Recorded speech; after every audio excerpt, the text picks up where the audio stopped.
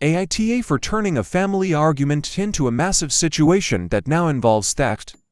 I 20M come from a shit show of a family. One of my uncles is a raging narcissist, but everyone still talks to him, unfortunately. I will call him Frank. Yesterday, we had a small family dinner since it's my grandmother's birthday. Frank and his wife Sarah are awful to Frank's daughter from his first marriage, Clara 18F. I would never stop if I explained it all, but all you need to know is that Clara is innocent. They hate her for no reason. Frank hosted a family dinner yesterday, and they were trying to use Clara as a servant. She had already cooked most of the food, and they were trying to make her clean up. She had enough and called her stepbrother her stepdad's son to collect her. I've met her stepbrother a few times and he's a very nice guy, but he does not mess around about his sisters, Clara included.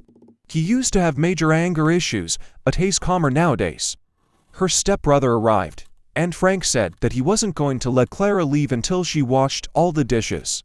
Other cousins offered to help, but he said that since she made all the dishes because she did all the cooking, she had to wash them. He then hid her shoes and phone so she couldn't leave. For the first time ever, my mother and other elders were standing up to him and demanding that he let her go home, but he wasn't budging. An argument started, you know, the type where all the kids are cleared out of the room. Clara started crying and was just going to do the dishes, but I was like, no way. I went outside to her stepbrother's car, and turns out one of Clara's cousins from her mom's side was also there with him.